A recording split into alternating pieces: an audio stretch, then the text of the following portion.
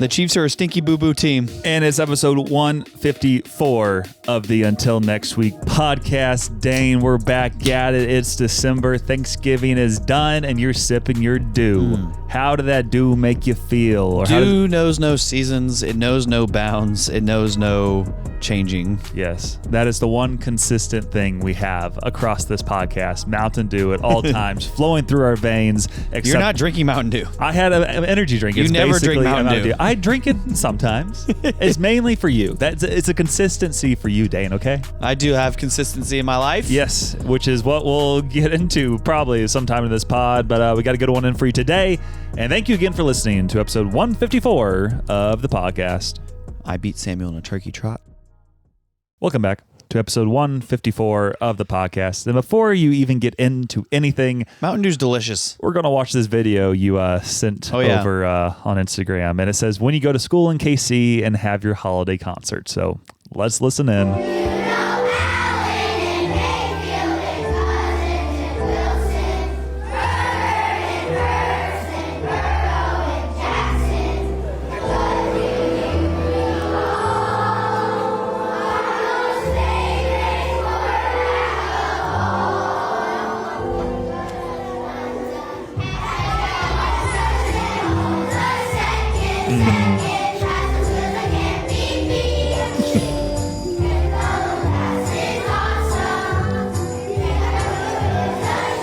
Can't hold a tune.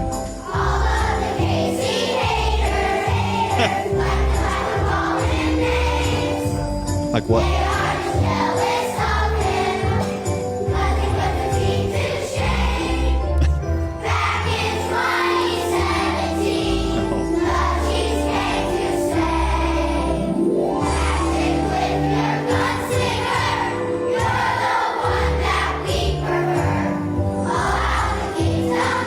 How long's this video? I don't know. I didn't watch all of it.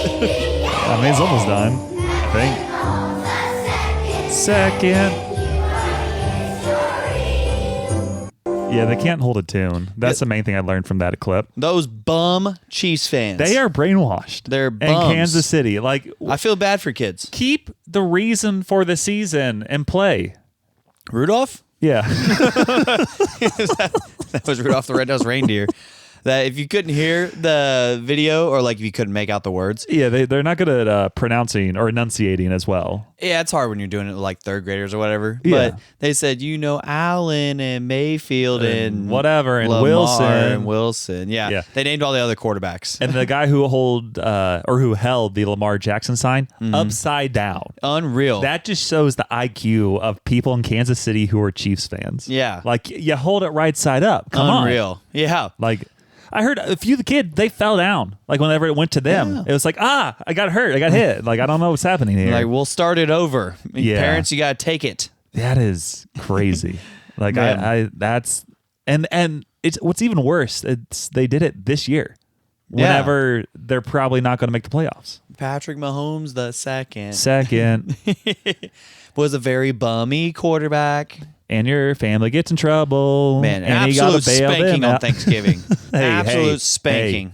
we're not into sports talk. We just had to play that clip, get it out of the way. We're not there yet. And we'll get into that here shortly. One other thing before we kind of get into our updates is I found out a way how to play the system. I guess Which this could be system? specifically Amazon, Xbox. but it worked even more. We'll get into that later too. For Black Friday, there was this pair of headphones I wanted, and they were pricey. They were Like, they higher than $1. They were higher than $1. And you'll get better ideas on how much they cost here in a minute. But I'm like, I can't really justify purchasing these headphones at the current price. And like, they were Black Friday deal, but they were still a good chunk of change. And then I was looking at Amazon. I'm like, well, I keep on getting this offer thrown at me. It's like, hey, sign up for this Amazon credit card and get $250 immediately. And I'm like, well, that's $250 off the purchase. No, don't do it. And then I was looking, I'm like, also, if you use this credit card on Amazon, you automatically get 5% off all your purchases. No, don't do it. And I'm like, that's even more of a discount. And then Amazon thinks I'm a student still, so that they're like, you get 10% credit back on your purchase directly to you. No, don't do it. So I'm like, that's 15% off plus $250, and I'm like, I can't say no. Yes, you can. So I called into Dave Ramsey, and he's like, get the credit card. No, so credit cards are from the devil. That's what I did, and that's how I play the Amazon system. Wow. So if you ever want to get an especially good deal, sign up for the Amazon Become credit Amazon's slave. Hey, and then you get one purchase that's somewhat cheap. It made headphones that were basically $400, and it made them, after all that was said and done, it was like $100. Unreal. So I got a great deal because I scammed Amazon. You handed them, or they handed you a cheaper pair of headphones that they made for $30. Elite headphones. $30 That's what headphones. happened. They're the same ones they were in the NFL. They're the Sony headphones. And if it's good enough for Jordan Love, it's good enough for me. Jordan Love's a bum too. No? Okay, just get into your updates, and then we'll come back. We'll come back to all this during sports. So I want you guys to imagine something. I want you to walk with me into your place of business. Perhaps it's a church, because that's where Dane works. Yeah, it is where you work. And imagine you're wearing a Cowboys beanie, a Cowboys scarf, and a Cowboys jersey, Tony Romo, to be specific. Okay, yeah. Because he deserved better. And then you walk in and you're like, wait a second, guys. There must have been a game. What? Yeah, that happened over the holiday season, over Thanksgiving. And then they're like, Dane, what are you doing? I was like, wait. I need something to complete the ensemble. And I pull out a cigar. in church, hypothetically. In church. Yes. Where we're all meeting, and I didn't light it. Oh, okay. There you go. Because I asked you lost your lighter. So I asked the pastor, one of our pastors, the day before, the one who's not a Chiefs fan. Yes. I said, hey, I'm asking you. Who's a Patriots fan? No, that's Brad. So another one. I asked Michael. Man. So both of our pastors are not Chiefs fans, which is funny. That's really good. And they fail to mention that every week. You know that? They never bring it up. Yeah, I wonder how many people know that. They would leave the church. We would have mass exodus of our church if they found out they weren't Chiefs fans. But so I asked Michael, who's a Packers fan like yourself. I didn't realize he was a Packers fan. Oh, yeah. Shout out. Yep, he's a Packers chosen fan. one. No. But he was there at the Des Cauditt game. Yeah. Ironically, which is funny. And then, but I asked him because everybody else in the exec team would have been a hater about it. I'd be like, hey, if I brought in a cigar tomorrow and, just kind of chewed on it a little bit, didn't light it, I'm like, would that be like frowned upon? He goes, no, do it, dude. And I was like, all right, here we go. So I walk in, I have the cigar out now, and I'm like, there must have been a game yesterday. I'm looking at all the Chiefs fans there in the atrium, and I'm like, you must be talking about the Lions game, Dane. Like it must have been the Lions game that the Lions lost, I think. Yeah, they did. Packers beat them. That they lost. And if it's not that game, it must be the Bengals game. How about Joe Burrow? Well, what a guy. He come back now from the turf toe. Was that it? No. There was a bunch of college games. Those dang Chiefs fans. You're lucky I don't take my belt off right now, you Chiefs fans. Hey, keep your belt on. And spank them like the little boys they are. Oh, man. Little sad boo-boo team. And then I went on to teach, the day before. And then you went on to teach about pride. No, the day before. So ironically, last night at the staff Christmas party, I did not win the humility award. Do they have one of those? Yeah. Nice. I thought you tried to write yourself in for that. No. That was funny. Yeah, I did not make the humility award. However, in Sunday school, when I was teaching the 4th and 5th graders, I taught them two things. Number one, that Jesus came to save sinners. That's good. And that the Chiefs are a stinky boo-boo team. Yep. And I said, go tell your parents those two things. And then some of them did. Yeah, that's what you got to tell them. It was great. I was like, listen, I told you guys I would be irate if the Cowboys beat the Chiefs on Thanksgiving. I got phone calls at halftime. My grandma sent me like 17 texts.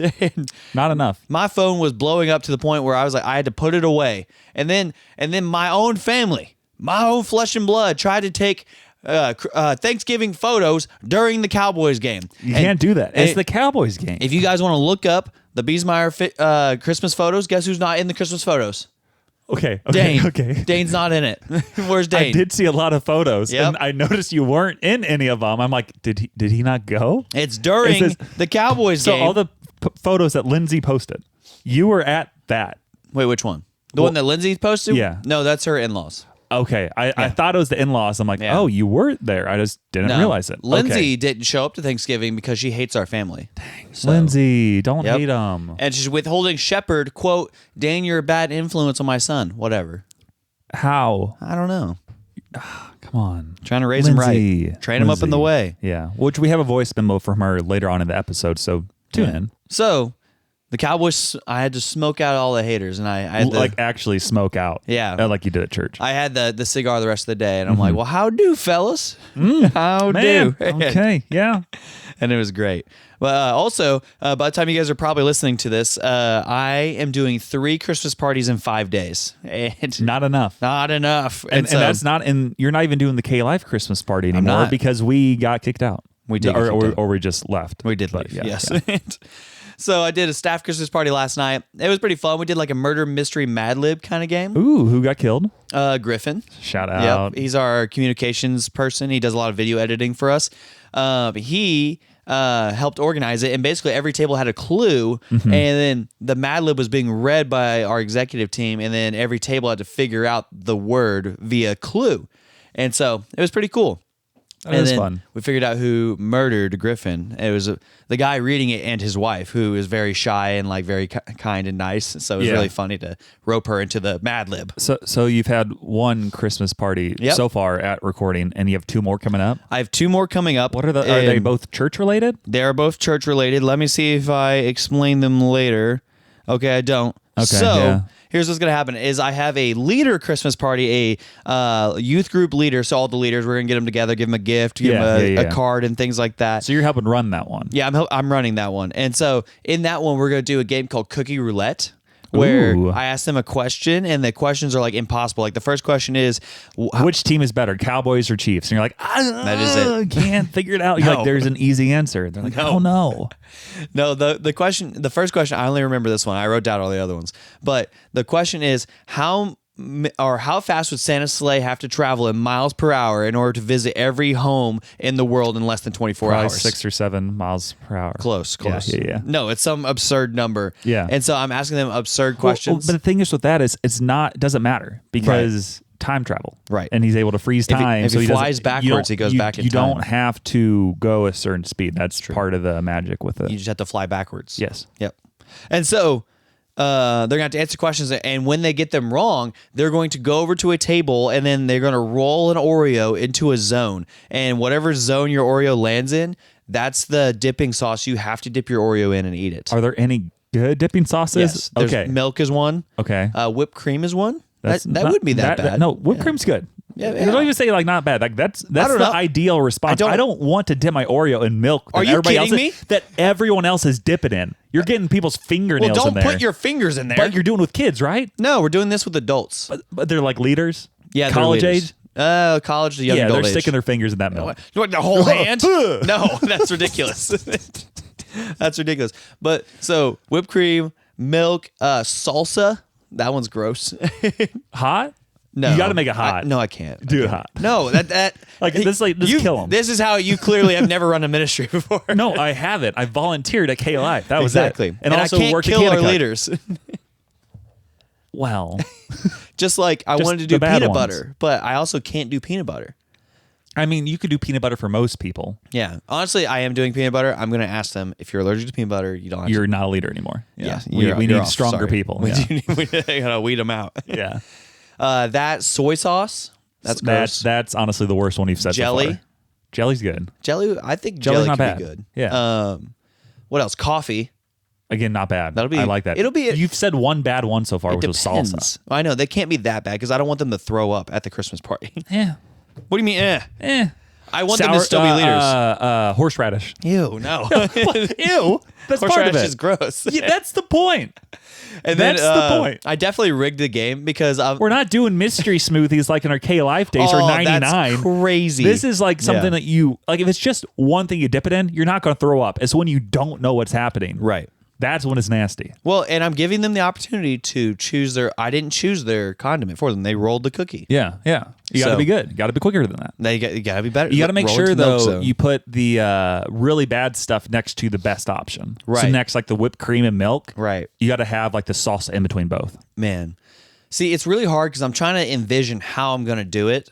Because somebody was like, oh, you should tape cups on the end of it and then have them roll it all the way down to whatever it rolls into. Yeah. And I'm like, It'd be hard. It'd be really hard. That's too heavy with the milk. Yeah. I think you just have like numbers written down. Yeah. And then whatever zone again, then you go to the. Yeah, if you roll into that zone, okay, here you go. Here is the milk. But then everybody has to go over and make sure they dip it in the right pickle sauce. Pickle juice. That helps you from getting cramps. Dang it. So that's important. So things like that. And then that's going to be like the only game we play with the leaders. And then, we're going to do Christmas Mafia. So that'll be fun. Man. It's just Christmas version of Mafia. I figured. Yeah. But with the kids, on Wednesday, that's our other Christmas party we're going to be doing. Okay, so that one's crazy. I'm also in charge of the games for that one. Who's dressing as Santa? Not me. I'm running the Santa game. Okay. Where there's 2 people who are dressing as Santa, 2 dudes. Do you need a Rudolph? No. Okay. I got a onesie. I haven't worn it in a while. Dang it. Well, no one can fit into your onesie. I would be the Rudolph. Oh, you'd be Rudolph. Yeah, I got an email the other day from the church like, "Hey, there's ways to serve if you want to get involved." I'm like, "Well, what church? The church we go to. Our church? Yes. What other churches do you think I'm getting emails from at this point? I didn't send out that email. No, it wasn't from you. It was just like, "Hey, you want to help out?" I'm like, no. Block. Take it. But with the kids, I actually just upped my tithe, so that way it's like, hey, we'll keep sending these emails, or you can click this link and it buffs. Go from there. Yeah. No, what I'm doing is for the kids. So we're gonna bring in 2 Santa Clauses. They're gonna eat as many cookies as they can with no hands. That's the first game. That's gonna be entertaining. Are you gonna play that song? No, we're not playing No Hands by Waka Flocka. Are you kidding me? For the kids. The Christmas version. There's no Christmas version of No Hands by Waka Flocka. You can find one. I bet you can have an AI make it for you. AI is the reason I'm alive today. That's not true. That's not true. Yeah. But the second game we're playing is Merry Quizmas, where I ask them questions as well, and then if they get it right, they get a bad prize. If they get it wrong, they get a bad prize. So this is bad prizes on bad prizes? Well, some of them are good. I'm going to be giving away like old sweatshirts that we have. That's like, not bad. That's I know. good. Old hats. That's good. We have. Hats fire. Hats are fire. I noticed the other day in the church that the photo of Jonathan in his space costume is no longer up. Can that be a prize? Neil Armstrong? That needs to be a prize at the leader party. Like, where is it? It's still in the kitchen. It's just higher up. You just can't see it if you glance in. You have to walk in. You can see it. Every day we go in and salute it and say Neil. I thought you would like kind of like tap it like the football players do, you know? We would, but it's like above the coffee machine, so I'd have to jump. It. Yeah, I could get it well, pretty you easy. could, yeah. Yeah. It's like, why did you decide to volunteer in the kitchen? No reason. No reason. Just wanted to see Neil. Wanted to see Neil again, yeah.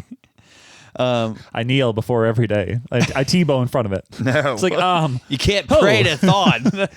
I know. Yeah, okay. Good point. Some of the good other gifts they're going to get is like toilet paper rolls. That'll be fun. That was big in 2020. And then I'm going to be giving them... I haven't used any since. Actually, yeah, somebody said that last night, that's a great COVID gift. And I was like, write that down, Dane. Just really quick, with the ADHD mind. Right.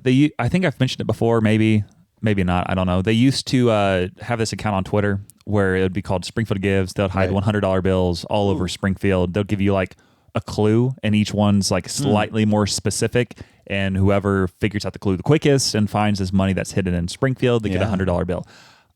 I dominated at that. It got to the point where I was so good. I'm like, I'm not going to go look because people are starting to hate me because I find these so quick. I dominated. But one of the years they did it was around when COVID hit. Yeah. And that time it was like everybody was starting to kind of lock down. Everybody was kind of nervous to get out. It was like the last one they did for a really long time. But they hid $100 alongside like a couple rolls of toilet paper. Ooh. So that's how I tied these stories back together. See, big win that day. $100 and toilet paper. Yeah. I mean, the toilet paper was worth more than 100. It was. Yeah. Everybody started throwing their money out and saying, "Give me the toilet paper." Yeah. Man. So that, give him toilet paper. I'm gonna make a kid wrapped in toilet paper, and then the game. Oh, I'm doing wet socks too. Somebody's gonna win That's wet nasty. socks. I'm gonna say, "Give me your socks." Dunk them in water and say, "Put them back on." Not drink the water. That's so gross.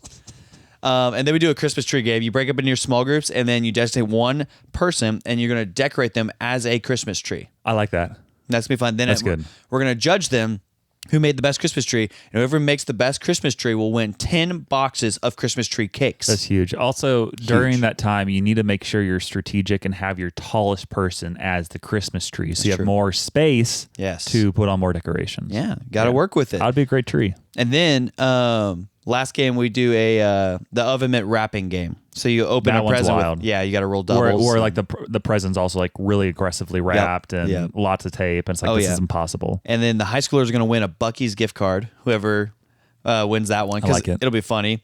And then middle schoolers are going to get a Chick-fil-A one, I think. Just make sure the gift card's enough where it's worth your time. It's 25. Yeah, I was going to say it needs to be at least 20. So 25 is a good number. Yeah, definitely worth our time. And then last thing, we put up our Christmas tree this week. Oh, Jake allowed you to? He bought a Christmas tree, a real tree. And then a real one? A real one. He's the one not wanting a mess, and then he buys a real tree? Yeah. Jake. What? Which I'm like, all right, as long as you know that we're going to be sweeping pine needles every day. Yeah. Like through bugs should be coming out like nobody's business. Yeah, we're like, where did this bug come from? Don't know. Why is there a snake in here? Don't know. Yeah. Why is Pretty Snakes Ricky back? hibernate in Christmas trees? Yes, and that's why they're so dangerous to put back in your home. Occasionally, you find a bear. Speaking of snakes, Lindsay Reed. That's it. The Lindsay Reed. Yeah, snake. that's it. Yeah. What are your updates? Yeah, so I didn't know if you had any others. No, that's it. A few quick hits. One of which was because we've recorded since Thanksgiving now. Did the turkey trot. Our first December one. Yeah. Nice. Recording in December. We are. Because the other one was released December 1st. True. I'm just in a downward spiral in turkey trots. I see my results year after year after year. I'm like, slower. And what I don't get is, like, I don't train all year, and then I still get slower. I'm like, well, that's what I did last year. It's the same training regimen. Why am I getting slower? You're getting older. Yeah. Old. No. You're so old. But one of my biggest goals was to finish without throwing up. Held it down. Great goal. The amount of time, I mean, it's probably 42% of the time I throw up during a 5K. So specific. And it's usually near the end because I think it's a mental thing. And it's like, oh, I'm so... And then I just kind of do it, and it's nasty. But I held it down during the turkey trot, so I was pretty proud. Got a lot of snacks afterwards, so that was a plus. You do still also, the new Stranger Things season just released, the first 4 episodes of it. Yeah, sorry to hear that. On Thanksgiving, or maybe the day before Thanksgiving. And then the next 3 release on Christmas, I believe. And then the last one on like New Year's Eve. And I'm like, why? I'm trying to worship Jesus here, and I don't know why I was going to say Santa. I'm not worshiping Santa.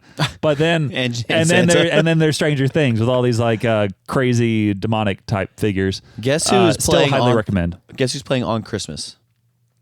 Cowboys? The Chiefs. Of you course. know why? Because they're anti-Jesus. Well, I also saw that since Taylor Swift has been dating Travis Kelce, I think they've had a Christmas game every single year. Is she trying this to is the steal third one, Christmas? I believe. I think they're like, we want Taylor here. They please. do want, yes, that's absolutely it. But yeah, the first 4 episodes were wild. I'm not going to give any spoilers, but you should check it out if you haven't yet. Or if you haven't watched any Stranger Things, watch the first 4 seasons. I've never seen it. About 40 hours. And then you can watch the next 4 episodes, and then the next 3, and then the last one on New Year's. You have time. I only want to watch it if I have a lady friend to watch it with. But if you watch it ahead of time, then you can be like, hey, you like Stranger Things? I know all about it. Hey, lady friend. Yes. The ladies like Stranger Things. They do. I've read that. Which is why they like you so much. Because I'm a Stranger Thing? Dang it. Also did one of those pickleball tournaments once again. Asked you, and you're like, no, Cowboys are playing. Yeah, I have priorities, Samuel. Do you know where we play?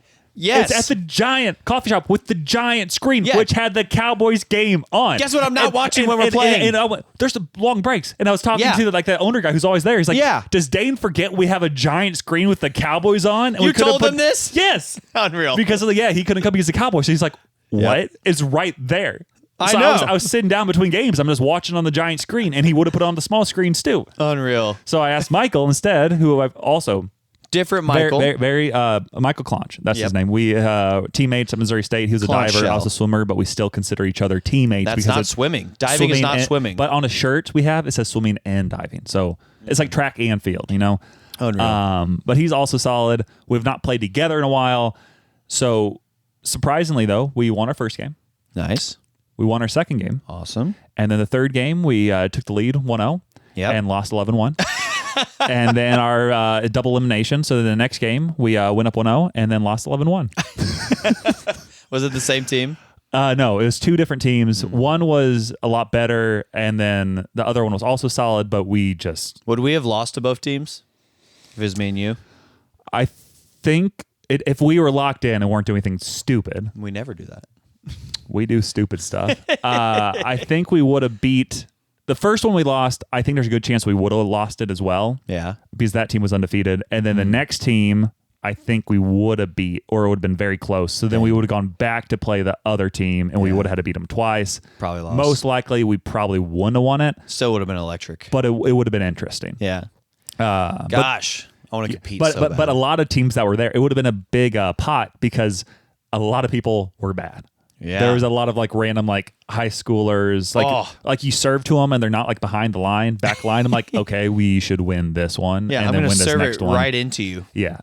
There was a lot of very average or bad teams. Yeah. You might have liked it also because there were two ladies who were probably mid-30s, mid-40s, who I think had too much to drink, who were playing, and they were trying to, I think, flirt with myself and Michael, and we're just like that one time we went? Please go away. Please go away. Like, they didn't say directly, they just tried to make conversation with us. Right. And then I just started rambling about random stuff until they stopped talking, and then I went to talk back to Michael, and luckily they got eliminated early, and he was like, I wanted them gone. I'm like, I know.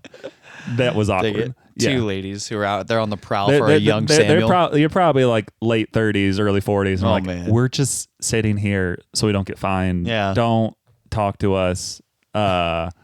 I think they said something about like spiking drinks or something. Like, yeah, I put water in the water. Everybody needs to stay hydrated. Yep. Please leave. Quit quit talking about drugging me, lady. Yeah. If this was the other way around, I'd be arrested. Yeah. It was a little strange, but luckily they got eliminated, so we could lock in and lose 11-1 and 11-1. So finally, I performed surgery on a couple snowmen in my parents' yard. We have a snowman in the front and in the backyard, one of which just has lots of lights all over it, but some of the lights were off on the bottom side of the snowman. On his bottom. Yeah, kind of like hip area. So I performed hip surgery on him the other night, put all the lights on there so it looks good again, which is important. And then I performed a rhinoplasty on the plastic snowman. What'd you call me? You heard what I said. During this past year, my brother broke off the nose on this old plastic snowman. Unreal. And I'm the only one, I guess, my parents trust to fix it. So that's crazy. Went in there, used a lot of hot glue, used my steady hands, and I think the snowman will make it through okay. You got steady something. That's I said I had steady. You have hands. a steady job. It's not steady. It ramps up and ramps down. Yeah. But that's all my updates really, and I think it's that time of the day, for like to talk about how my hips are doing. I think they're trying to tighten up, and they're just like, man. They're grinding. They're grinding like the snowman's hip. Remember when we didn't have drops? Yeah, and then I made all the drops. We need and more kept drops. Adapting them. For what? We need more drops. We don't need any more for things that we say that come up, and then we need a drop for those drops. Maybe. I think right now we're pretty good. I think we're in a good spot. When I say allegedly, we need a drop. Yeah, it grinds my gears. All these ideas that are going to take me more time than I want to put into it right now. But why grind your gears, Dane? Oh, Dane? Yeah. Hold on. Where am I? That's here we are. Yeah. So Thanksgiving grinds my gears. By Thanksgiving, I mean this specific Thanksgiving, not the holiday itself. I don't know how it could grind your gears when the Cowboys won. On Thanksgiving, that was fantastic. But then the amount of people that were trying to get me away from the game, let's play a board game within the game. And I'm like, no, this is the game. This is what we're doing. Yeah. Like, everybody sit down.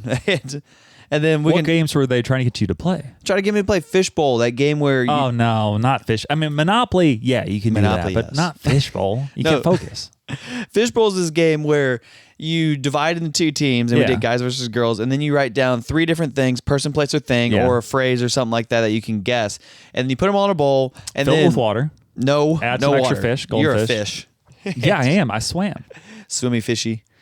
And then the first round is you try to describe it to your team until they guess it, and you get like a minute to do it, and then it goes to the other team, and back and forth until all the papers in the bowl are gone. And then you count them up. You count them up, and then you put them all back in the bowl, and now you try to charade out what was happening. Same slips of paper. And then you do that back and forth for a minute, and then you do one word for the third round, and then whoever has the most points at the end wins. So naturally, I wrote some very popular, infamous phrases from some of our old presidents. Presidents? Mm-hmm. Oh. I wrote... I did not have... I did write that one. Yes, I wrote that one. Relationships with that woman. I wrote... it's not illegal if a president does it. Oh, that's also good. Nixon. That's what got him impeached. You could also do, I don't think it was actually by the president, but the clip I played last week, I believe, we got him. We got him. Ladies and gentlemen. No, I didn't do that one. I wrote, fool me once, shame on me. Mm-hmm. Fool me can't get fooled again. I should have wrote. Watch That Drive? Yeah, that's another good one. That's the one I wanted to write. Mm-hmm. We must stop foreign and domestic terrorism abroad. Now watch this drive. Yep. That's good. So we did that. Did anyone else do quotes, or were you just doing? It was just Dane. Yeah, of course, of course. It's like, how are you going to act? Oh man, acting. That's what I said. I said that, but and the way they acted out is they just pointed at me. And acting out for the Bill Clinton one. Yeah, they just pointed at me because they were like, "Oh, the ones Dane wrote." And they just named all 3 that I wrote. That stinks. And so it did. That's not as fun. I thought it was going to be really funny. It turned out to be not as funny as I thought it was going to be. Dang. So that sucks. But then also, while I was just there for Thanksgiving, I was there for like 3 or 4 days. Yeah. My stepmom was like, "Hey, you need to put together a new bed for one of my cousins who's staying there for a while." Why doesn't the cousin do it? Well, first off, we have like 8 or 9 beds in this house, and there's all kinds of room. Not enough. That's what I'm saying. And so I'm like, why did we buy him a new bed? And then she goes, because he needs his own bed. I'm like, we have so many beds. Give him one of those. And then she bought him a dresser in which we had to move 2 different dressers in order to put his dresser in there. How big's this house that you have 9 beds? Okay. So there's the original house that was smallerish that had 2 bedrooms and a bathroom. Yeah. And then they built on. Okay. By original house, I mean, this was built in like the 1940s. Okay. And so World War II, yeah. Yeah, ish. And then they built onto it, and then they added. What year? I don't know. 1980s something. Okay, so Cold War. Yeah, Cold War, yeah. And so then they built onto it, and they added a kitchen and a living room and an upstairs with a bedroom and another bedroom. So 2 more bedrooms and another bathroom. Nice. And then me, Mark... Lindsay Luke and John, yeah. No, me, Mark, Cole, and Lindsay all moved in whenever my dad married my stepmom, and then they added on 1, 2, 3, 4 bedrooms. But then they removed 1 door. Yeah, they removed the door to it. Yeah. And so they added on 4 bedrooms and 2 baths. So we added a whole house to this house. This sounds like a giant compound. It is. Are now. you in a cult? Yes. Yeah, it's starting to get that with the amount of animals that are there. Yeah, and that's your cousins, right? No, this is my parents' house. But my cousin is there. For those of you who caught the joke, please laugh. Thank you. I don't know what it is. Either way. Yep. So we're building all this stuff, and I'm like, Tammy, why did we buy him a dresser when we moved 2 dressers just to put this dresser in place? Yeah. Well, he needs his own dresser. And I'm like, no. And then I came downstairs, and I taught him math. Then I went hunting, didn't see any deer. Then they're trying to distract me from the Cowboys game. Okay, just really quick. Hunting seems easy. It's not easy. I sent you a picture the other night. You and Lindsay. I'm like, hey, there's these 2 deer in the neighborhood that both have massive racks. How do you not kill deer? Like, they're just hanging out. Like, I took a picture. I stopped in the middle of the road. I'm like, there's one. There's another. Like, why didn't you kill them? I only had these 2 guns on me. Unreal. Samuel just pulled out 2 pistols. It's unreal, Samuel. Okay, I don't know if you have to believe that or not. Whatever. Also, the only thing that grinds my gears is somebody listening should give me a new iPad. Because that makes no sense. That makes no sense. It grinds my gears that I don't have an iPad. And here's what I need it for. I need it for a second screen with my Mac computer. You know Black Friday. I looked on Black Friday. Not very hard. I briefly looked. Oh, yeah. You sent me a text like, hey, you know anything about iPads on Black Friday? I'm like, what? What? Give me more details. I said I just want one. Yeah, and there's so many different iPads. Is there? Yes, so many different variations and different sizes, and like I don't even know. That's what I was afraid of. I don't know what I want. Yeah, so you should probably look into it. I want one that I can make into a second screen with my Mac computer, but also use to teach on Wednesday nights with. Okay. That's what I'm looking for. Got it. I'm glad that grinds your gears. It grinds my gears that I don't have it. You know what you could do? What? You could sell your second laptop and no. buy an iPad. I need 2 and then, laptops. No, you don't. You should have sold the other one immediately. Both of which I got for free. I know. You should have sold one of them already and then use that money. I'm using the second one right now. You don't need 2 laptops. I need 2 laptops. Okay, what grinds my gears? Sports betting is officially in Missouri now. It was illegal before, and I'm very against sports betting. Why? Except It's just not good. I mean, if you call him like Dave Ramsey or just see like broken marriages or Dave broken relationships or anything else, it's like, is all these people just hiding all their sports gambling and sports betting and getting massive debt. And I'm not going to do that, except when they offer you $300 in bonus bets if you bet like $5. And I'm like, you know what? I did this one time before. I did it like when I was in Iowa randomly because sports betting is legal there. I signed up for an account. Had to bet $10 of my own money. So I put it on like a Cardinals game, basically made it where I'm guaranteed to win, almost didn't win, and won like $1. That's how it always works. So which I got all my money back there. And then I used the bonus bets and got from like 300-ish bonus bets, I made $0.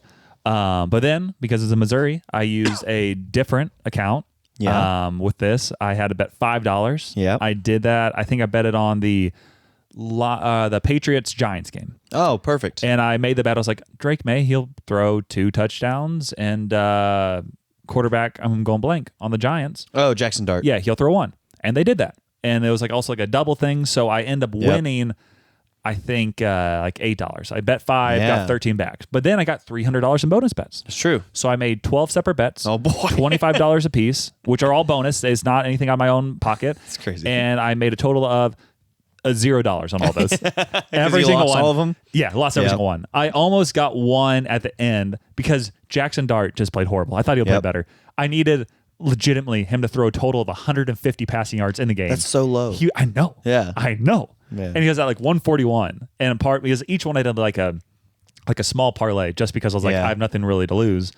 And if he would have thrown like 10 more yards, make it to 150, I would have got like $100. Yeah. I had a couple others that if any of the guys would have had a somewhat normal game, I would have got a lot more. I did not come close to winning the $15,000 parlay, unfortunately. Yeah, that's why it was $15,000. Yeah. But I honestly thought I would have won 1 or 2 of those, and there's just like no offense. I'll be honest. Shout out to sports betting and me betting $5 to get $8 and not make any money on $300 of bets. So I do not recommend it to you, and that grinds my gears. I'll be honest. I have sports gambled before. Yeah. Because Underdog has been legal here for a year or so. Don't think it was... I feel like they were kind of going under the table, though. Maybe. Because technically sports betting itself was illegal. I don't know how they were doing it, honestly. But probably not legally. Well, Yeah.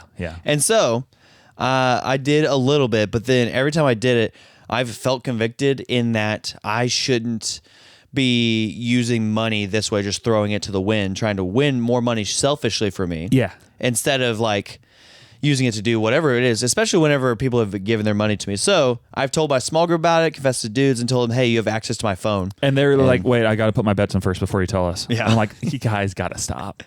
No, they have access to my phone, and I'm like, hey, if you ever want to check it, ask me about it. I can show you to it. And I told them what apps I want to use and this and that. So just search it up, and you'll see if it's on my phone. I also felt slightly convicted because as soon as I finished putting in the bets, I believe I went to Spotify maybe, and I went to the bottom of one of my like pump up playlist, and I think the very last song that I saw was called No Idols, and I'm like, yep. I put the bets in. Yep.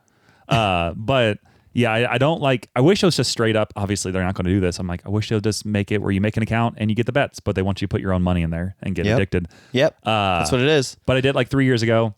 Again, I bet like the $10 and made like $1 on a bet that was, I can't say guaranteed, but basically guaranteed to happen. Seems like it is. And then this other one, I was like, I think they'll throw 2 touchdowns, 1 touchdown. They know what they're doing. I'll bet the $5. Here's the thing. And then, with how bad I did everything else, I'm like, I don't want to do it again with my own money. I might find another one to get random if there's a good deal, get tons of bonus ones and do that. But I don't want to spend like my own money. And Here's what I've risk. noticed with sports gambling. It's 80-20. As in, you win like 20% of the time. Yeah. Depending on what you do. Just enough to keep you going. Yeah. And then you lose 80% of the time. I'm sure if I would have won any of those, it would be like, oh, that was kind of nice. But when you lose all of them, it's like, you get mad. That stunk. You get mad, yeah. And, oh, man, it's crazy. Yeah. And so rough. There's this app called Fliff that gives you free $1 a day. So you just put the $1 on a bet? So college students are downloading it. They get $1 a day. They bet that $1. $1 a day to Dane. Yes. Yeah, dollar day game. Sign up here in the link. There's not a link, but yeah. But so you get a free $1 day and you get real money. So it's $1 in bonus bets every day is what it is. Yeah. And you get real money that you can win. But what it is, college students are downloading it like crazy, and it's training you and getting you conditioned to gamble every day. Yeah. Because before very long, you're going to be like, hey, $1's not enough. $5 isn't that bad. $20 isn't that bad. They're just trying to get you addicted, and it's crazy. Yeah. And I also hate like gambling in general because always at the end of the commercial, they're like, if you have a gambling problem, like, I love that. You're the reason for you are this. the gambling problem. Like you're thrown in my face, and then I get addicted to it or whatever else. Yep. But yeah. And it's different though than like if you put $20 in for like fantasy football, that's towards community. That is a one-time $20 thing. Yeah, it's like I think there's a difference between like almost like an admission fee, and it's like you're doing it with like friends, and like it's poker is the same deal. Yeah, you're not betting you're every here single with week. Friends. Yeah, this is great. There's differences, but yeah, sports gambling in general, I wish it was not legalized in Missouri because the amount of people who I heard even before this who would drive to Kansas and place bets, I'm like, you have a problem, and now you can do it like immediately. This college student told me.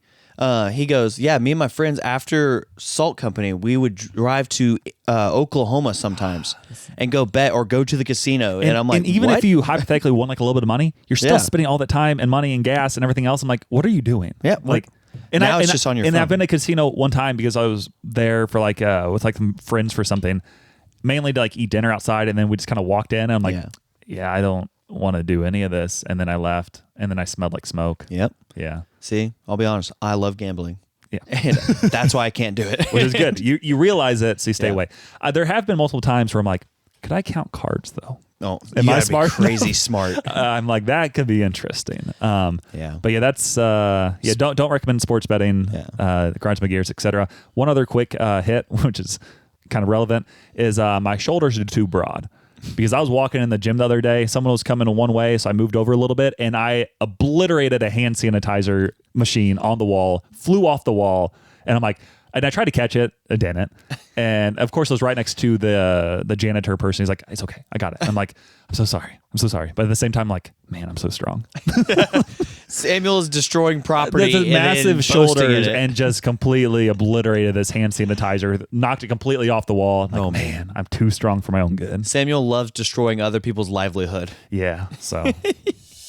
Yo, it's that time of day, so listen up, because it's time for some sports talk. The segment where we boldly analyze things we barely watched.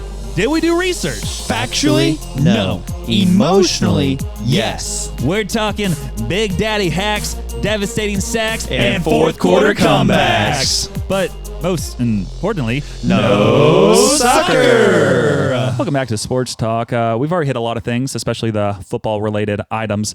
But I did have a couple quick hits myself. Missouri State, shout out, hometown team where I went to college and everything else. They are in their first year in like the big boy D1 conference. Oh, and yeah. The whole year, they're like, man, we probably won't even win like one or two games. And then they played way better than expected, won enough games to be in a bowl game. 7 games specifically. Yes, and you only had to win 6. Mm-hmm. But when you move up to divisions or change divisions, they're like, hey, we don't want you to be allowed to play in bowl games for whatever reason. Like, this makes no sense. We moved up to a higher division. If we play really well, we should earn a bowl game. Maybe. So as soon as they won the 6 games, they're like, hey, we're going to fill out these forms. Hopefully we can maybe get into a bowl game, etc. Nice. Ultimately, got to the end of the season. They only had 7 wins. But if other teams don't win at least 6 wins, right, they got to find teams to fill in the spot. It's determined on how many teams win 6 games. Yeah. So because Missouri State got 7 wins and Auburn only had 5 wins, and other teams as well only had like 5 wins or fewer, they don't get a bowl game. Yeah. And there's not enough teams Kentucky to fill all the bowl spots. So all of a sudden, Missouri State gets the call. And we're going to the Xbox Bowl in Texas. Inaugural Xbox Bowl, which is honestly kind of dope. I think I saw the trophy, and it's like basically like an Xbox. Yeah. So they're playing Arkansas State. I know that. Yeah. In the Xbox Bowl. It's going to be sold out. I don't even know where in Texas. It's only like a 15 or 20,000 seat place. So the high school? Nah, I mean, it might be one of the bigger high schools, or maybe mid-sized high school, or one of the other smaller college stadiums. I don't really know. Missouri State's bigger than that. I think it might be in Austin, maybe, or Frisco or something. But Frisco. Either way, very cool that the first year they're in FBS, they make it into a bowl game. And then it's even cooler that is an inaugural Xbox Bowl. Because sometimes they have like really weird names for bowls, like the Little Caesars Bowl, or the Tax Slayer Bowl, there's some strange ones. Chick-fil-A Bowl, that's a good one. Chick-fil-A Bowl's good. Well, that was changed from the Peach Bowl to that. The Chick-fil-A Peach Bowl, is what it is. But I like Xbox Bowl. That's kind of cool. You can get behind that. That's cooler for a shirt.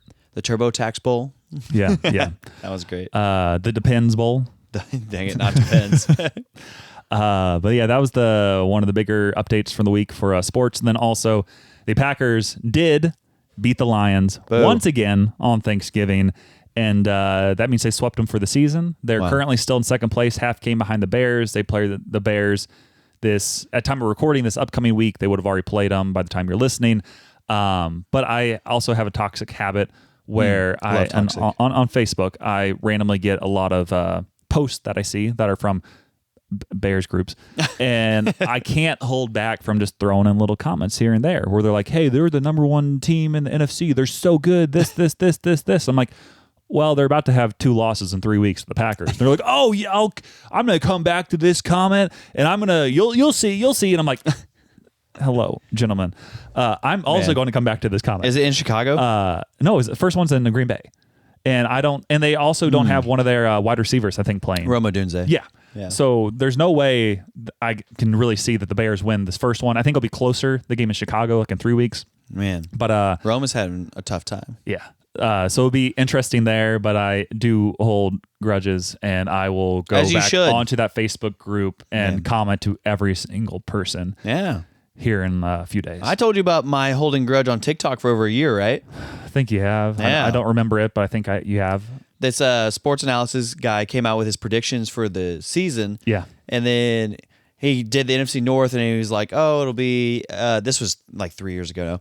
He was like, it'll be Packers, and then Vikings, and then it'll be Bears and Lions. And I said, well, that sounds good, but I would switch Bears and Lions. And then this guy comments and goes, you clearly don't know ball. You're an idiot if you think that the Lions are going to be the same old Lions and finish in last place. Yeah. And I said, oh, I didn't know we were talking about history. I thought we were talking about this season right here, right now. Yeah. And he said, dude, you're clearly a casual. Come back to this when I'm right.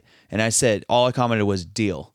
And so I waited the entire season. Yeah. And then at the end of the season, when the Bears clinched the number 1 pick, I came back and said, bro, I'm here at this comment. And you know what? The number 1 pick did not mean that they finished last in the division, but rather that they're the worst team in the entire National Football League. Where are you now? And he said, bro, you took this too serious, blah, blah. Oh, yeah. It's like, yeah, no problem. Oh, yeah? Yeah. I've done that another time with the Bears. Yeah. It was, I think, might have been... I think actually when Jordan Love was still quarterback. Typical Bears fans. Like a couple years ago, I was in like one of those groups and I said something similar and they're like, no, there's no way. And I think after both times the Packers beat the Bears that year, I went back in the comment and they're like, come on, man, what are you doing? I'm like, well, I just want to remind you. It's just Chicago people. That's what it is. Yeah, the Chicago people. Those Cubs. And those Blackhawks. And I'll do one more thing really quick with the Bears and Packers here in a second. But the only other time I can really think of immediately with like the sports stuff is for a while before the Cardinals traded for Nolan Arenado. Yeah. I would always be like, I think there's a chance we get him and do like these other moves. And people are like, no, there's no chance. Like I would occasionally tweet like Derek Gold, who's like the Cardinals like beat writer. Yeah. And he's like, I don't really see it happening, or like other people. And I think as soon as the Cardinals traded for Arenado, I immediately went back to the same tweets. I'm like, hey, retweet look at this. yourself. And they're like, yeah, that's good. That's Retweet good. yourself. Yeah. Regarding the Bears and Packers, I saw this video on TikTok the other day by this guy named Pete Lee, and his TikTok is Petey Leapy T Leapy T Leapy, something like that. But this is the minute video about Bears and Packers, and I think we should just listen in. So here we go. I need you to know my 2 older brothers, they're Bears fans, and so I'm a rare Packers fan where I get real happy when the Bears win because I'm happy that my brothers are happy. And I have friends that are Packers fans that they're like, no, that can't be a thing. You can't ever be happy if the Bears win a game. I'm like, well, let me put you in a scenario, all right? You're a billionaire. You're sitting in a steak restaurant cutting your Wagyu filet mignon. Through the window, you see a homeless person find a sandwich in the trash and take a bite. Are you mad at him? You didn't hear the joke, did you? Well, didn't he call? No, you are not. Bears fans. That's what it feels like when the Bears win a game. Yeah. That's what it feels like. When you're a Packers fan. They're like, everybody's eating tonight, boys. Yeah, but I saw that and I'm like, that's good. It's like I can be happy for them. I'm Calling the Bears fans billionaire, homeless. and they're the homeless people finding a sandwich on the street. Man, shout out to the billionaires Yeah, and the homeless people. It's so good, so good, so good. But what about you? Any other quick sports talk updates? You've hit a lot so far. The Cowboys lost this past Thursday.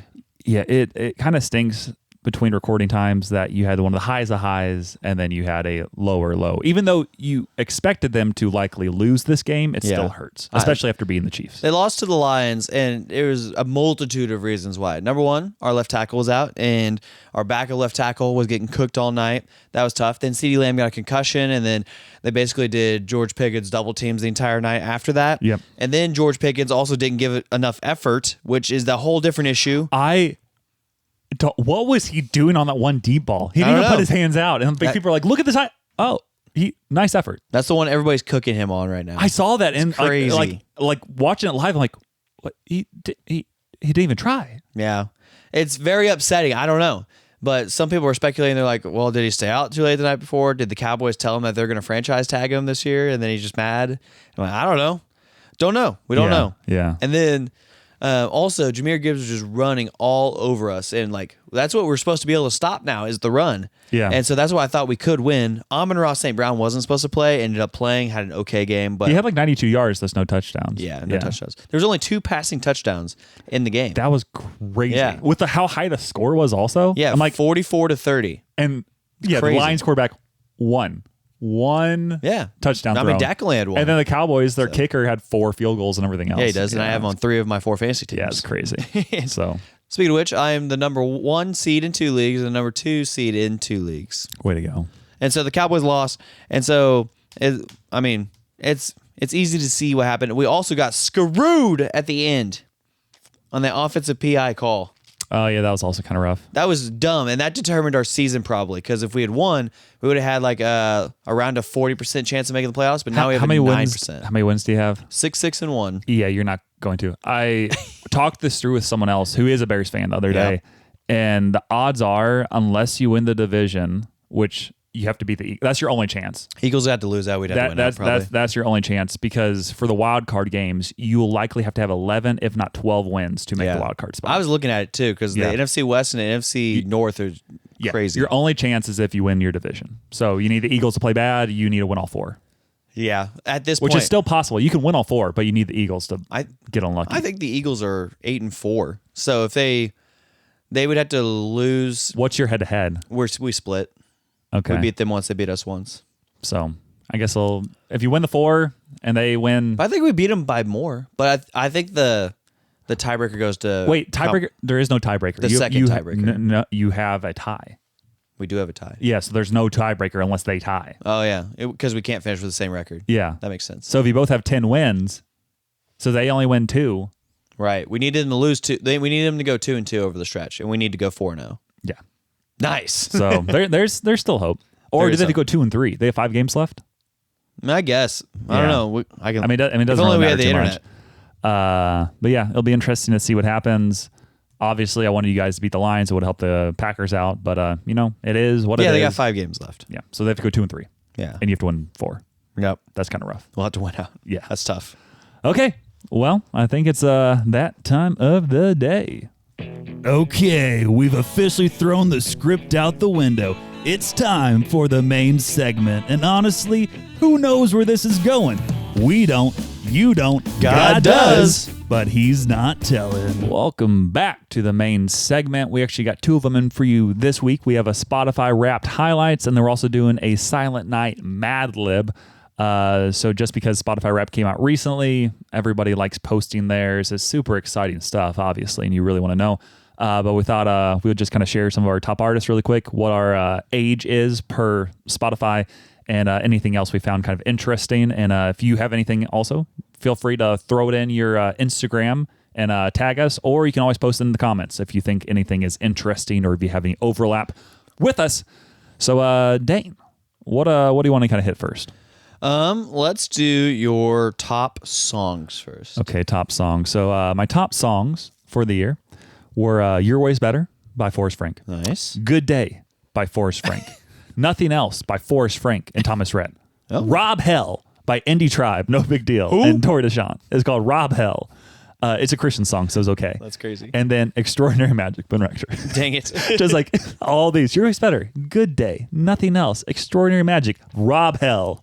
There we go. Rob Hell. So those were mine. And just because we'll go top artists, based on that information right there, and assuming you can't remember anything about my top artist, which I think I saw yours already, what do you think my top artist would be based on that? Sabrina Carpenter. Yes, you're right. So we'll hear it here in a second. But what are your top songs? So my number one song of 2025 is "Whiskey in Reverse" Oh, by Morgan Wallen. Yep. That's not the Christian version, right? Not the Christian version. Okay, yeah. It's all about him. Like if he could drink Drinking whiskey in reverse, he would take back all the bad decisions that led to his lady leaving. Number 2, L.A. Night by Morgan Wallen. Don't listen to that one. That one's crazy. Number 3, The Only One I Know by Cody Johnson. It's all about him choosing the cowboy life over everything else. Yep. Over the Eagles. Over the Eagles, yes. Number 4, All the Poor and Powerless by Sons and Daughters. That's a Jesus song. Yeah. And that one's great. I found that last Christmas. And then What Cowboys Do by Casey Donahue. Nice. If you couldn't tell, country and cowboyness. Yes, that is right. I think your top artist is probably Sam Smith. It is Sam Smith. Yeah, it nice. is. I also realized we probably should have gone 5-1, make it a little more intriguing. That would be more intriguing. Yeah, we Let's can do do it for that. artist. Yeah, top artist. So we've already guessed ours. You think mine's Sabrina Carpenter. I think yours is Sam Smith or Kanye. It could be one or the other. But for me, my top artists are number 5, Andy Mineo. Number 4, No Big Deal, who had the Rob Hell Or song. Dill, if you will. Number 3, Ben Rector. Wow. Number 2, Lecrae. I'm blown away by and this. then number 1, Forrest Frank. Wow. Biggest surprise for me. I figured Forrest Frank would be number 1. Lecrae jumped up to number 2 because he had a concert this year, which I found out recently was his last tour he's ever going to do. Like full tour. I didn't know that at the time. I guess going forward, he's like, I got to spend time with my family and like put more time into my marriage and everything else. So I guess he'll still make music, but he's not going to do like a full tour anymore. He might do like an occasional festival or small thing here or there, but not like a full on tour. Festivals. But that's why he jumped in there. And then No Big Deal, Andy Mineo, they're on a lot of my like pump up playlist. Yeah, No Big Deal's great. And then Ben Rector, he has a lot of the top songs, and I saw him perform twice this year. Ben as well. Rector. So shout out to Ben. What about you? What are your top artists? Number 5. Coming in at number 5, Cody Johnson. Nice. Country music. Love Cody Johnson. Number 4, my favorite artist of all time, George Strait. Love me some George Strait. Yep. He's the best. He's the GOAT. Yep. Number 3, somebody you guys are all familiar with at home, Taylor Swift. What are you doing? I don't even know. Her last album, it was you just listen to Wood on repeat. And I didn't listen to any of it. Just wood on wood on wood. But also, I looked up the top songs, like because you can go to your top songs. Yeah, 25. top 100. If you go to the playlist. Yep. Yeah. I only have 2 Taylor Swift songs I listened to the entire year. Well, 2 of your top 100. Yeah, exactly. 2 of my top 100 that made her my number 3 artist. I think the thing is, though, you're listening to everybody else so aggressively and they make up so much of your playlist. That's how she's able to sneak in still. I'm sure you hit a lot of them like just a little bit here and there. I was AI rigged. Like you probably listened to a lot of them like 1 to 3 times. Yeah. Yeah. But I listened to Clean and The Other Side of the Door a lot, apparently. Yeah. Because those were my number like 3. No, I don't know what they were. Yeah. Number 2, we have in common. Oh. Forrest Frank. Shout out. Which I would just put on shuffle and then put over the speakers Yeah, I mean, it's at good. church. He's good. It's good music to throw onto the speakers at church as well. Yeah, good vibey music that everybody likes that nobody hates. Yeah, your number 1 artist, I'm sure, is something else you put on the speakers for everybody. Morgan right? Wallen. Yeah, nope. Can't put him necessarily You're so on the speakers. basic. You're such a basic like Morgan Wallen. What do you want? basic Midwest white male. Like the amount of people I saw Morgan Wallen number 1, I'm like, what are Sorry, you I'm doing? a straight white male. I don't know. Well, you also like George Strait, so I mean, if the shoe fits. Love me some George Strait. Okay. What was your top genre? I don't even.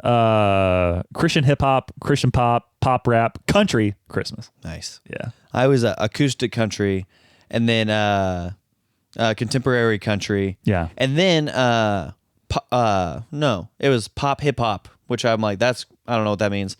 And then it was R&B. And then, then it was indie folk. Nice. I'm like, I don't know what indie folk means. A couple other quick things. I think How many total minutes listened to music did you have? I had 31,710, which is roughly 22 days. Dang. I had 30,645. Hey, we're close. And then I guess, do you have your podcast pulled up? We can just do that really quick as well. After we mentioned your listening age. Oh, so my listening age was 33. Mine was 80.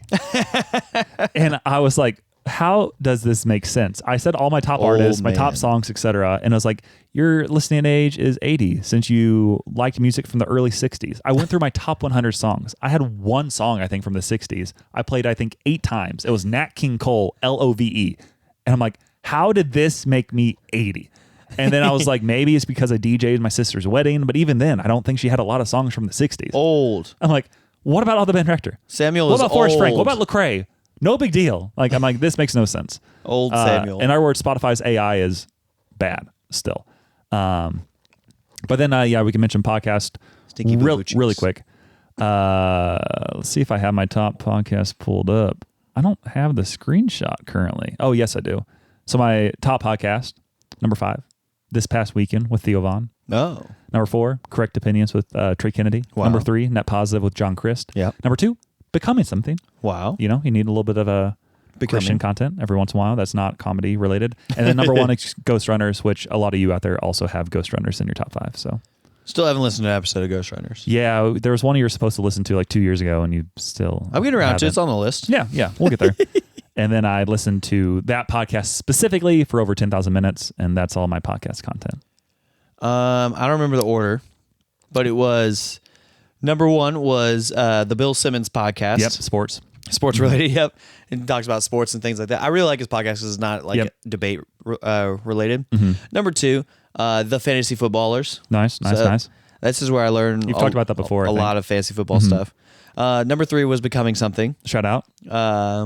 After that was the number 4. Oh, number 4 was the Ryan Russillo podcast. Okay. Also sports. Nice. He's just like Bill Simmons, but a little more abrasive. Raunchy. And no, I wouldn't say that. Well, actually, kind of Aggressive, but yeah. aggressive for sure. Okay. And number 5 was The Porch. Shout out. So So you got some Christian with some sports. It's Christian sports. It kind of evens itself out a little bit. Like if you just pay attention long enough, you know exactly what Dane's all about. Yeah, Christian and sports. Shout out. That was all of our Spotify Wrapped, all the main highlights. And if you want to post any of yours, if you have any overlap, put that in the comments in Spotify. And Tag us. We can read about them next week or put them on our story. So just let us know. Next up, for our part 2 of the main segment, we're going to do a Silent Night Mad Lib. Whoa. We'll see how this goes. What does that mean? You'll give words. You'll give words to topics I have, and then we're going to have you sing this to what I believe is a okay song to play in the background. Okay Silent Night tune, where hopefully we won't get copyright stricken. If for some reason you don't hear music, it's because I took out the audio and you only hear Dane's a cappella. So Love that. first off, for our list of Mad Libs, we need an adjective. Charismatic. Charismatic. Another adjective. Let me see here. We got fabulous. Another adjective. I love adjectives. Yes.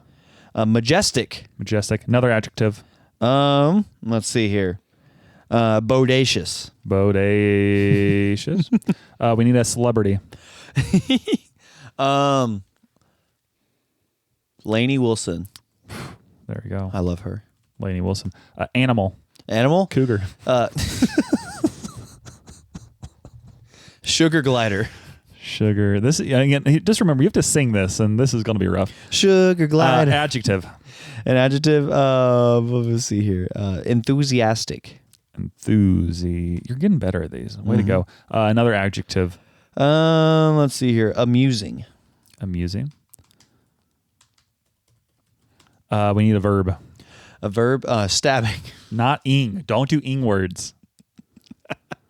Stabs. Stabs. There we go. Noun. Person, place, or thing. Osama bin Laden. Not a person. We're not going person. We're going to noun. It's a person, place, or thing. But we're not. We had celebrity already. Fine. Bin Laden's cave. I'm putting cave. We're going to the cave, and you can just imagine Bin Laden's cave. Okay, I'll put Bin Laden's cave. Bin Laden's cave. That's so stupid. Now we have plural noun, specifically an occupation. Oh, well, like doctors. Okay. Ostrich herders. This would be horrible. Trying to sing this to tune. Another verb. Another verb. We got 4 more words. Okay. Another verb. Sorry we didn't have background music. I didn't think about that at the time of planking. Talking. Planking? Mm-hmm. I don't really like the ing. Fine. Not an ing verb, just a verb. Planks? No. Planked? Squat. Squat. He squat? Squat. Squatted. Squatted. Then we also have a liquid. Urine. You're nasty. Location. Bin Laden's cave. Which we already did earlier. Yeah, we already did that. The Pentagon. The Pentagon. And then finally, a silly sound or an exclamation. Squirt! The mongoose runs at midnight. No. What? No. Is that not silly enough for you, Samuel? Like one word. Fine. Like fine. That works if you do it loud. All No. caps. There's one word yelling. No. My croissants. My croissants? My croissants. Like the bread. My croissants. So dumb. So dumb. Okay. I'm typing these in. Let's see if they fill it in for us perfectly, and then we'll get the tune, and I'll show it to you, and you'll start singing. I love singing. So here it is. It's reviewing the words. It's putting it into the system. Let's see. Okay. Sam's little known facts. Oh, I gotta pull this over. I could just copy this and actually put it at the bottom of the Google Doc. Yeah, let's do that. That'd be way easier. Okay. Copy. Going to the very end. The very, very end. I'm here. Got it? Yep. Okay. We'll see how this goes. And just, are you ready? Yeah. Okay. Here we go.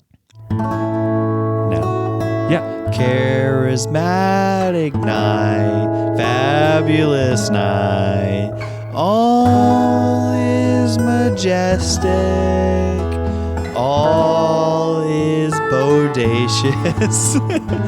Around young Laney Wilson and sugar gliders so wild. Holy infants so enthusiastic and amusing. Stabs in heavenly Bin Laden's cave. Stabs in heavenly Bin Laden's cave. Just finish it. Charismatic night. Fabulous night. Ostrich herders squatted at the site. Urine streams from the Pentagon afar. Heavenly hosts sing my croissants. Christ the Savior is born. Christ the Savior is born. Scene. We did it. Good singing. Was that good singing? If you want that as your ringtone, hit us up and I can get that figured out. Stabs in heavenly Bin Laden's cave. So off tune. And, I don't know what you want from me. And now one word answers. Those are one word answers. Bin Laden's cave. Like, come on. The Lainey Wilson one worked well, but I'm like, what are you doing? Man. Fun fact, me and Lainey Wilson have been going out for such like a little bit of time now. Welcome back to the manifesting segment of the podcast where we do all things manifesting. Mm-hmm. Where am I at now? Yeah, part 93, Dane's Manifesto. So, for part 93 of Dane's Manifesto, I want to give you guys an inside loop for what's happening Christmas this year. You're fixing it all. And yeah, so, I fixed all your typos. there are no typos whenever I type things. I'm sorry. DRAWLS. I know what it means. Words and letters are subjective. No. Just keep going. Keep going. So, in the Biesmeyer Christmas, and we always draw for the immediate family a white elephant style of gifting, and this year it's like $60 to $70. Yep. Nice. And then, and so this year, he doesn't listen to this podcast, so I'm going to tell you what is happening. Cole, my little brother, I drew him, and Cole is infamous because one of the years, he drew Daniel Reed, who is my brother-in-law who married Lindsay Reed, and he got Daniel a rock that says, "Why don't you suck on this?" That's so bad. And that was the entire gift that Cole gave out for that Christmas. And so Daniel didn't get a Christmas gift from the Biesmeyer family that year. Last year, Cole got me paprika and towels, like hand towels for Christmas, all of which probably cost him like $11, maybe. Yeah. Probably less at the dollar store. And so this year, I drew Cole, and now it's time for vengeance. Yep, vengeance. It's time. And so I already know what I'm getting Cole for Christmas. I'm getting Cole, first off, I saw an Instagram ad that I thought I might get him. It's a gold box that says, "You have received a potato for Christmas." That's perfect. That'd be perfect for him. Get him a lot of glitter. Glitter would be good too. Glitter bomb. Glitter bomb his car. Boom. But then also what I thought is I'm going to go to the dollar store and get him 70 $1 gifts. Wrap them all and put them under the tree. Does just the most random stuff too. Oh yeah, hacksaw, pregnancy test, towels. Take that, Cole. Yeah. Paprika. Yeah. Slime. All kinds of avocados. One issue with your plan. What's the plan? $1.25 store. I know it's gonna be tough. Yeah. Either way, I'm gonna do a lot of items. $70 worth of $1.25 store. It's gonna be great. Honestly, he might like it. This is the year that he gets what he's got coming to him. Yeah. And he doesn't listen to pod, so I know he won't know what's happening. Yeah. I told Lindsay about this, and she goes, "You should get him a real gift, Dane." And I was like, whoever Cole drew for the present is not getting a real gift. Therefore, vengeance is mine. All of a sudden, he draws you, and you get a really thoughtful gift. You're like, oh no. It better be Cowboys tickets. For $70? Yeah. Yeah. This is really random. One year we did win Cowboys tickets for free, but it was preseason, so we sold them. Are you kidding me? This was like 15 years ago. My name is Dane. This was way before I knew you. Unreal. Yeah. Unreal. So is that all your manifesto? That's what I'm doing for Dane's manifesto this year, making sure Cole doesn't have a good Christmas. Samuel's little known facts, out of the box and off the tracks. Oddball genius that knows about tax. Samuel's little known facts, and he never listens to Jack. I keep it. Welcome to Samuel's Little Known Facts, part 39. I decided to do some Christmas songs, little known facts, and this is going to be part 1 of 2. Tune in next week for part 2.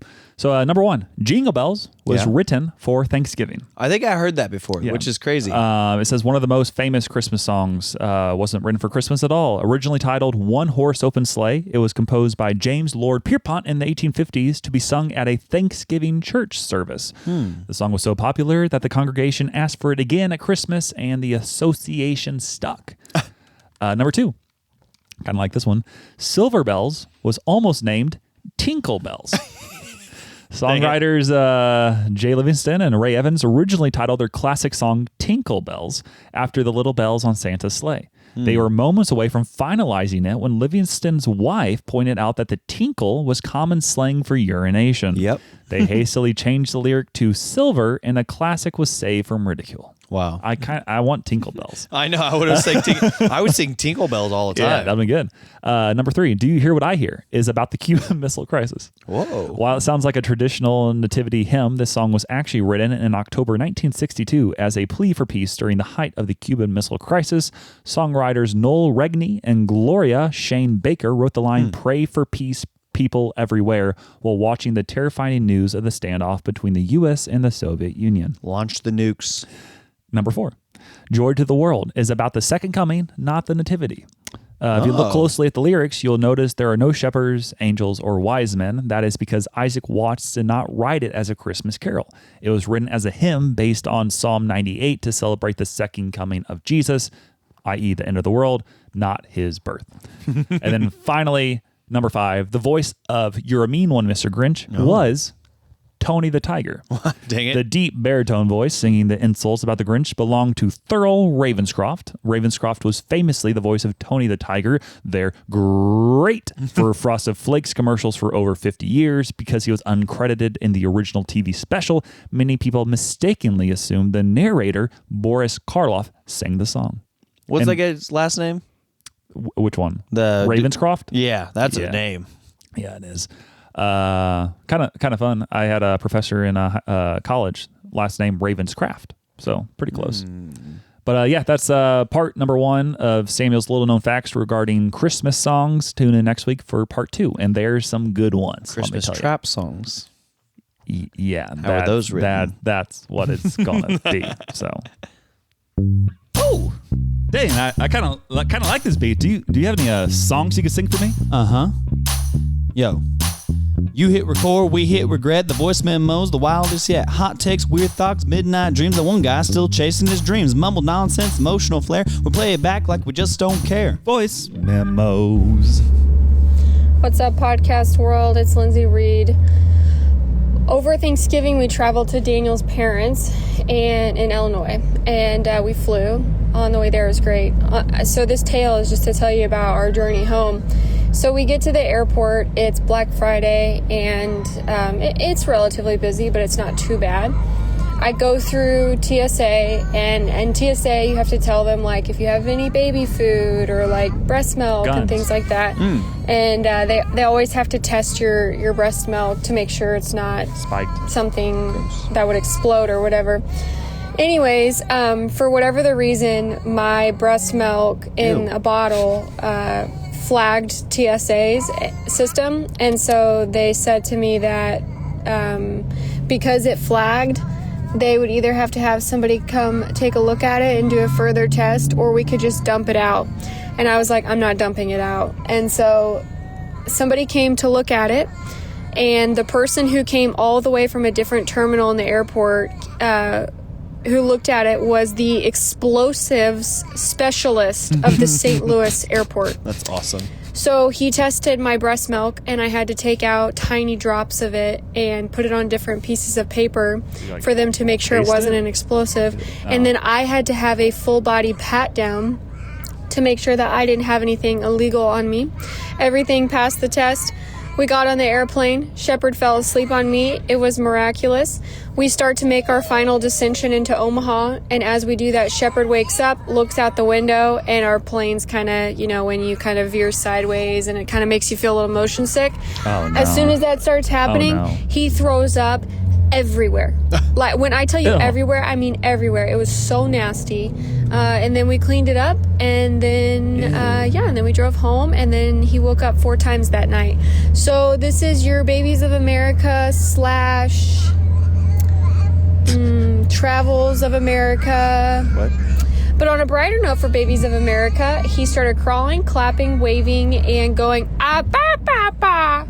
And again, we're talking about Shepard, not Daniel. Yeah. Okay. Correct. That is, I would hate to be the next people sitting in those seats. Oh my goodness. Like in general, I know like planes are probably just like nasty. Yeah. But just be like, why does it smell so bad? What's it all wet and sticky around here? Man, that's gross. Ew. And then, the entire situation of what Lindsay explained is gross. Never bring up anything like that again, please and thank you. Lindsay, send us whatever. No, it's gross. Care, so. Here we go. And now, it's time for Jokes with Jack. What do you call a Mexican that doesn't have his protein powder? No way, Jose. Racist Jack. And now, it's time for... So, Jack's jokes suck. Jokes. Jack, we talked about this. No racist jokes. We did talk about this. Like I thought we made it pretty clear. I mean, at this point, I got to keep it in because that's all you sent me. But Also, it's Alvaro's birthday. Happy birthday, Alvaro. he's not from Mexico. Well, At least I don't think. Oh, Alvaro, I'm sorry. I want to say. Oh, dang it! I should know this. It's not Colombia, is it? No. I don't see color. That's not what we're talking about. We're talking about the country. Alvaro, I forgot, and I apologize. So if you want to leave us a voice memo calling us both out and how, again, inappropriate as Jack is, that is, do that because I also just love listening to your voice memos. So, I love Alvaro. I mean, that too. But yeah, happy birthday to Alvaro today. Wow. 21. 30. 2130. 2130. Yep. So shout out to you, Alvaro. Shout out to Lindsay. Not a shout out to Jack because that was just bad. Or Shepherd. Because or Daniel. Or Daniel. Cole, or Cole. Or many Tammy. others. Yeah. Anybody related to Dane. True. Unless it's his future wife. Which, again, isn't yet a thing. How you doing? Yeah, we also got some messages this week, or I guess comments on the Spotify episodes. Joshua Schmidt, shout out. He put on episode 151. He put Barney Stinson makes $1.7 million. Please, do you know the context of that? Yeah. I feel like you probably mentioned it. I just don't remember. Yeah. So I don't know if I remember mentioning this, but I commented on it, and what it was is I saw a video where somebody took because they never say the exact number of what Barney makes at his job in the show, but he always has elaborate stuff. It's 1.7 million. No, the job, the show. Oh, How I Met Your Mother. Yep. Yeah. There you go. So they never say how much he makes. He just always talks about how it's like a crap ton, or it's 8 crap ton, whatever it is. Yeah. And then so they did the analysis whenever they looked up one of his suits, because he said it's about as much as like 10 of these suits. So they looked up how much a suit is, multiply by that, and then he said, and however many truckloads of this suit is this much. All of which they did math, came out to 1.7 million that he makes a year. And he barely does anything. What job is he supposed to be doing again? Oh, please. Oh, what? Please. Police? Please. Mm-hmm. What does that mean? That's his job. What does that mean? Please. Please? They don't tell you in the show. Oh, they never tell you what the job is? Every time they ask Barney, what do you do? He goes, please. Ah, okay. I understand. So then now. you never figure out what he does. I think until season 9, where he kind of talks about like shady stuff they do. But he works for GMB Bank, and so he's really high up there. He's a hitman, kind of, yeah. And so I think they get him really drunk one night, and he like shares some of the secrets. Nice. Rebecca commented on episode 153, which was 25 Days of Christmas. Mm-hmm. She put number 1 for Hallmark NFL movies this year. There's now Holiday Touchdown, a Bills love story. Wow, a Josh Allen Christmas. Can't review it. Fell asleep watching it. 10 of 10 recommended Mistletoe Murders as an alternative. Number 2, she put So Glad My Dad Isn't a Loser and Like the Packers. Team that I claim also. And then number 3, I have kicked off the Christmas season with Nakatomi Plaza. The Family Matters guy is clapping emoji. It's great. Oh, he's in that movie? I don't know. I mean, you've seen Die Hard. I have, but I haven't seen Family Matters. Oh, Family Matters. I was thinking Family Guy. Yeah. He's the Family Matters guy. See, you can understand my confusion. Well, all I got from that comment was that Rebecca thinks that Josh Allen's attractive. That could be it too. Yeah. But he is married, so that's true. Jack, of course he commented.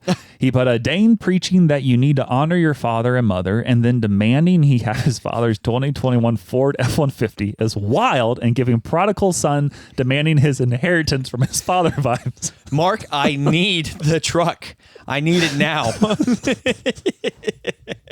That's wild. That's a good comment. I need it. That's a good comment.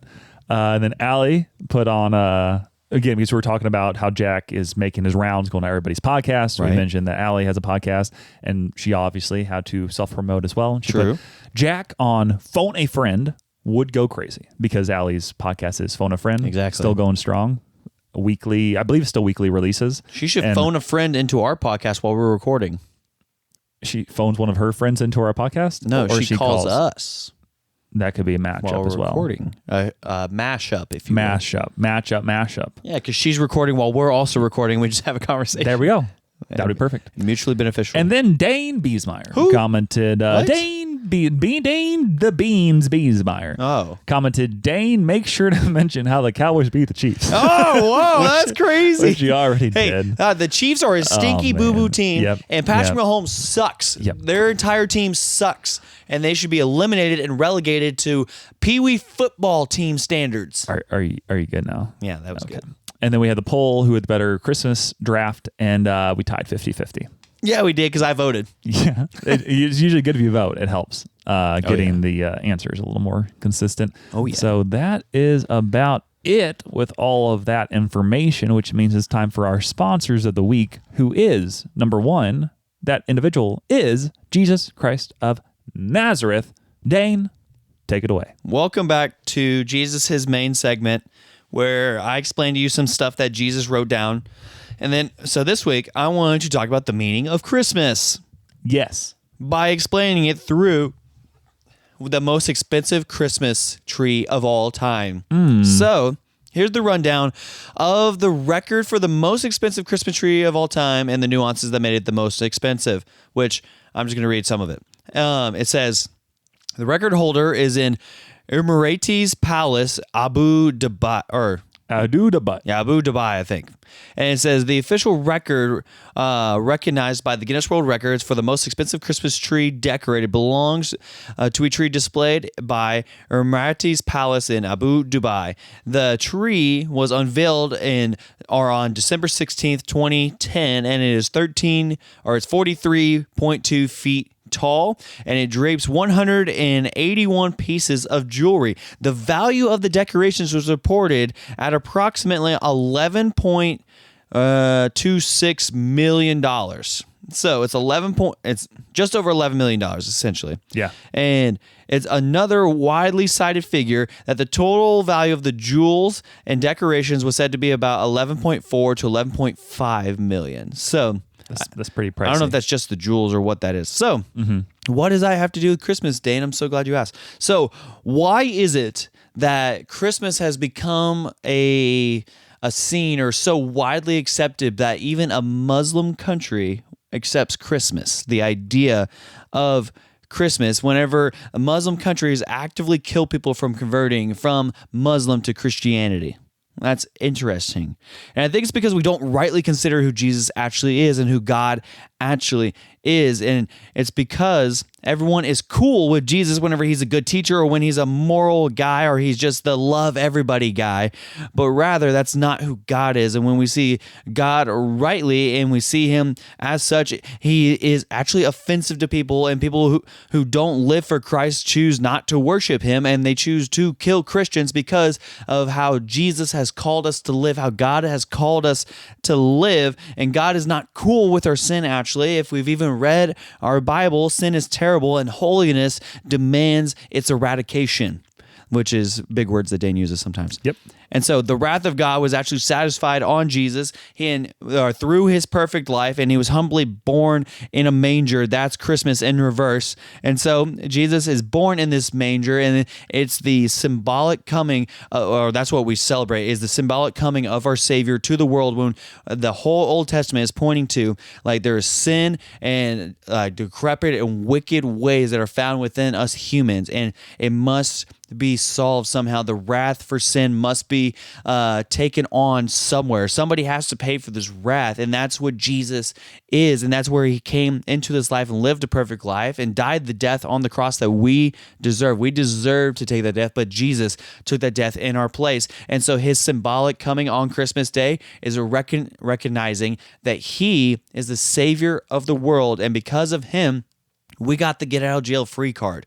Like, we get to go live a life that he deserves to live, and we actually deserved that death. And so if we rightly recognize what it is that is Jesus, then perhaps, like, these other countries won't see a Christmas tree as a symbol of, oh, we can just put as much jewelry as we want on and we'll get in the New York Times or this and that. Rather, this is a symbol of a Savior, the one true Savior, not this guy who gets along with everybody, but rather Jesus. And him coming and saying that he is God means there are no other gods. There is no other gods. It's Jesus and Jesus crucified. That's the meaning for the season, and we're celebrating his arrival, the long awaited arrival of Jesus. Shout out to Jesus. Number 1, sponsor of the week.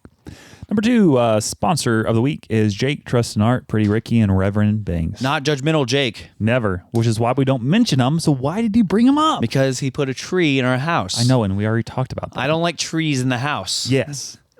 And then number 3, sponsors of the week is Forrest Frank and Jake. Jake who? JVKE. They're both singers. Oh. You should know because they released a Christmas album, I believe, 2 days ago. Yeah, I saw some of his new stuff. Kind of fire. It's actually played at a youth group party. Yeah. Okay. Forrest Frank's not going to go rogue all of a sudden with his music. Is it like Christmassy though? Yeah, it's Christmas. Like extra Christmassy. It's a Christmas album. All right, I'll play it. And it's very vibey. I don't want to say it's 10 out of 10. But it's 10 out of 10. 9.7 out of 10. It's 6 or 7 out of 10. Wow. 9.67 out of 10. Very solid. Recommend. You should check it out. Then finally, we still have until next week shirts available. If you want one, hit us up. Friday Pickleball, use the code Samuel14434 to get $5 off your order if you buy at least 2 pickleball paddles. Dane's ministry support links also in the bio, so help him out there. Keep telling your friends if you enjoy this podcast. Leave us 5 stars, and please follow us on Spotify, YouTube, TikTok, and Instagram, which is where you can leave us a voice memo that'll be played on the podcast, assuming you're not vulgar like Jack. Or a communist. That as well, like Jack. And Jack. Finally, just thank you again for listening to episode 154 of the Until Next Week podcast. Go listen to some George Strait, guys.